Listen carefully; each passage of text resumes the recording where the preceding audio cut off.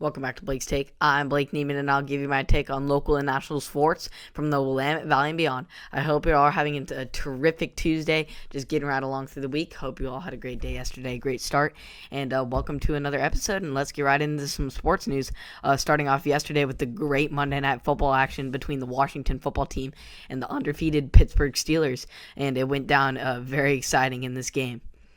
It was a slow start for both teams, but the Steelers then in the second, Big Ben would connect with Anthony Johnson to get things started.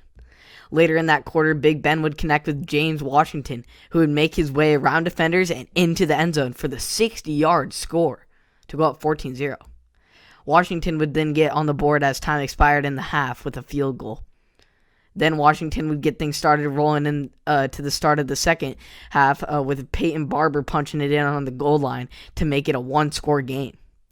At the start of the fourth, Alex Smith would connect with a wide-open Logan Thomas to tie this game up 17 apiece and really give the Steelers a run for their money in this game.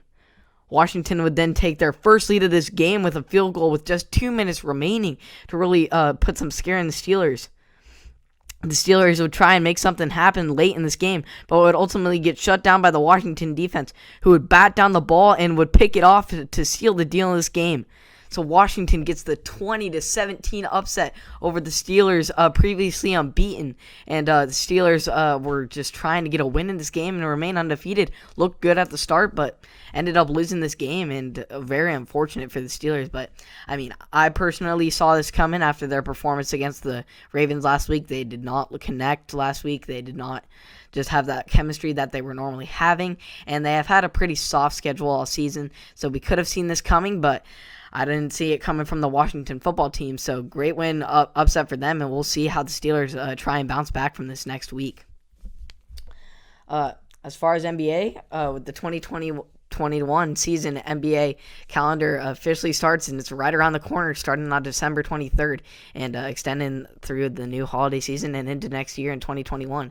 So let's get a rundown of the early schedule, and make sure you mark your calendars for what's happening. The broadcast schedule starts on Wednesday, December 23rd, with the Warriors versus the Nets on ESPN at 5 o'clock, 2 o'clock actually. Then on the same night, at 5 p.m., the Clippers will play the Lakers at 5 p.m. Then on Thursday, the 24th, the Bucks will play the Celtics at 2:30. And then on that same day, the Mavericks will play the Suns at 5:30 on ESPN. All these games will be on ESPN. So those are just the few games that will lead up before Christmas, so I was just making sure you guys mark your calendars for those. It's very early, but it's always to get a good head and get excited for this lots of basketball action that we've had during quarantine, and it's going to get started right around the corner, coming up very, very soon, within 2 weeks. So make sure you mark your calendars for that. As far as local sports, we had a bballdreams.com.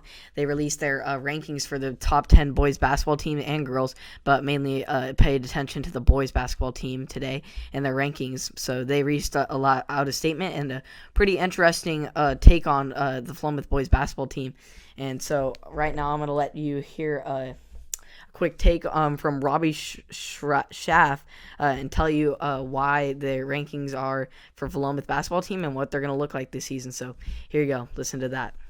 Let's start up top. Let's start with the 4A. We're talking boys basketball right now.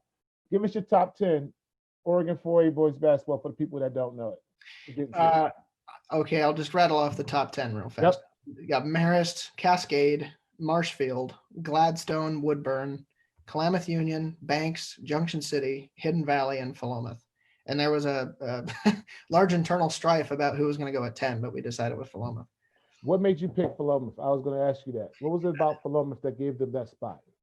There are 2 reasons. Number one is Blake Ecker. Mm-hmm. Blake Ecker has been the head coach at Philomath forever and is widely regarded as one of the best coaches in 4A. Mm-hmm. Year in, year out, Philomath is competitive, sometimes in spots where they should not be competitive. Frankly, last year, we kind of fell in love with Philomath, watching them and covering them, because if you watched Philomath last year, there was a very large overachievement factor. From the perspective of you look at their, sometimes you just look at a team and they just look like a dominant force. Mm-hmm. You just look at some teams and you're just like, okay, they're going to walk in the gym and beat whoever they play by 30 points. Right. For some teams you look at and you say, okay, they're going to get beat by 30 points by everybody they play. Philomath did not pass the eye test in a lot of games. There were a lot of games they walked into the gym, and if you just looked at them or had seen the other team play, you would say, okay, Philomath's going to lose by 15 points. Right. And then they'd win. And they'd win comfortably. And part of this was, if you watch Philomath last year, the dedication to defense and just rebounding and all the hustle stats that coaches talk about, it was like the personality of Blake Ecker was just bleeding into the roster. They were one of the most hardest working, hard-nosed teams you've ever seen play basketball, and I wish they would have had a chance in the state tournament. But the reason we picked Philomath is because of the continued presence of Blake Ecker. And they have some dudes that, if they develop, could be some top-end players in their league. Specifically, Ty May is the one we're talking about. If he develops the way a lot of people in that league that we've talked to think he could, Philomath could be a very legitimate top 10 team this year. They could be a potential Forest Grove team again. That's why I put them at 10. What year is Ty May?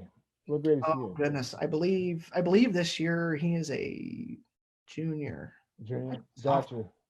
I know he's not a senior. Right. Oh, okay. That's good. Okay, so very interesting take. I mean, I love the take. I love the support that Robbie had. I appreciate his support for the Philomath program, Blake Ecker, and all the stars and upcoming players that we have in our program. I appreciate his take on our hard work ethic, because that is what Philomath is all about, the defense, the work, the grit. And I appreciate just everything, the compliments of our coach, Blake Ecker, and the coaching staff, and our success and our underdog status that we come out and we play hard. I appreciate all those statements. Don't get me wrong. Appreciate all the support from him. But he said such good statements, yet we are ranked at 10. I felt it was very unfair that Marist gets the 1 seed. They were going 1 seed into the tournament this upcoming season, and we were number 2. How did they can stay at number 1 in the preseason rankings and we fall down to number 10? Those just don't line up. I mean, we lost some seniors, but I mean, we filled them back up. Like this year, like they're not accounting for Chase Beardsley, Cole Beardsley. We got some key players coming up, and we still have Mike Lundy, freaking all-league player, and it's just very interesting. I don't know. I mean, it's an interesting take for me, but he didn't contradict why we are number 10 instead of number 2, number 1. I mean, we have some strong talent on this Philomath High School basketball team, and and they definitely gave a good take on Ty May. They said he's a junior. This man is still a sophomore.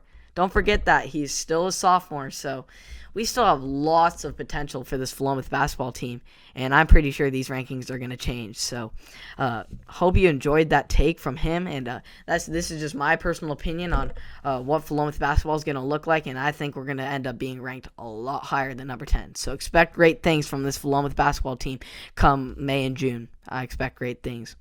So thank you for tuning in to another episode of Blake's Take. I appreciate the support, Apple Podcasts, Spotify, and or YouTube. And I'll see you all tomorrow. Happy Tuesday.